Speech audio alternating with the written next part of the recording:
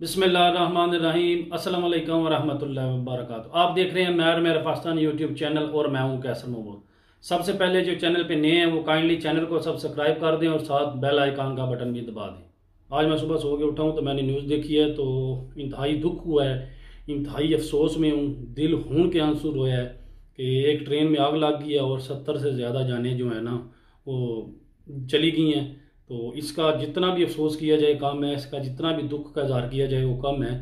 लेकिन यहाँ पर मैं एक बात करना चाहूँगा कि अल्लाह के फजल और करम के बाद पाकिस्तान की आर्मी, पाकिस्तान की पुलिस, पाकिस्तान की जो हुकूमत है, उनकी अनथक मेहनत के बाद पाकिस्तान में जो दहशतगर्दी थी, इस नासूर से अल्लाह के हुक्म से पाकिस्तान की जान छूट चुकी है। क्या हम अपनी बेवकूफ़ियों की वजह से अपने लोग मारेंगे?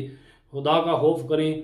एक ट्रेन है, उसमें आपने चूल्हा रखा हुआ है, सिलेंडर रखा हुआ है, उस पर आप रोटियां पका रहे हैं। तो ये तो एक छोटे बच्चे को भी पता है कि ट्रेन में अगर आप आग जलाएंगे तो वो तो बहुत बड़ा नुकसान हो सकता है। तो जैसा कि हो गया, तो इसका जितना भी अफसोस किया जाए काम है। 70 से ज़्यादा बंदे जल कर जो है ना फोत हो गए हैं, उनकी शनाख्त नहीं हो पा रही, इतना ज़्यादा जो है ना वो जल गए हैं। तो इसमें क्या हुकूमत का कसूर है? इसमें क्या किसी वजीर का कसूर है? अगर मैं किसी को गोली मार देता हूँ तो उसमें किसी हुकूमत का कसूर नहीं, मेरा है। वहाँ पर जिन्होंने आग लगाई है, जो आग जलाकर रोटियां बना रहे थे, ये कसूर उनका है। तो खुदा का खौफ करें। हुकूमत के बाद हमारी अपनी भी जिम्मेदारी है कि हम जो है ना इस तरह के काम करें, किसी को मसला ना बने, किसी को नुकसान ना हो। तो खुदा के लिए मैं आपके आगे हाथ जोड़ता हूँ, इस तरह की बेवकूफ़ी ना करें जिससे आप अपना भी नुकसान करते हैं और लोगों का भी नुकसान करते हैं, मुल्क का नुकसान करते हैं। पाकिस्तान का इमेज जो है दुनिया में आप बेहतर करें।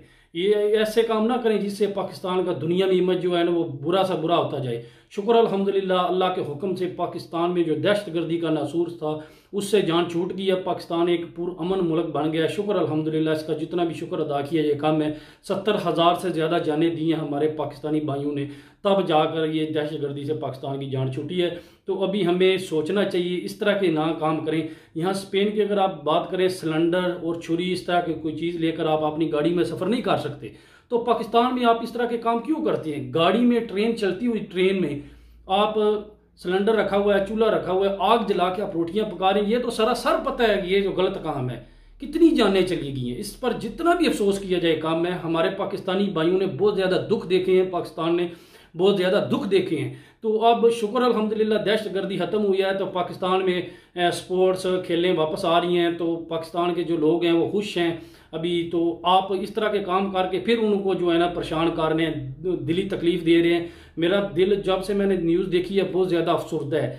एक इंसान मर जाए तो वो उसका बहुत ज़्यादा दुख होता है। ये 70 से ज़्यादा है। पता नहीं किसी का सुहाग उजड़ गया, किसी का भाई चला गया, किसी की बहन चली गई, किसी की माँ चली गई, किसी का बेटा चला गया, आपको क्या पता है। लेकिन आपने एक छोटी सी गलती की वजह, किसी का नाम नहीं ले रहा, मैं किसी को मेंशन नहीं कर रहा, मैं सबको कह रहा हूँ, अपने आप को भी कह रहा हूँ, हमें ऐसी गलती नहीं करनी चाहिए जिससे दूसरों को नुकसान हो।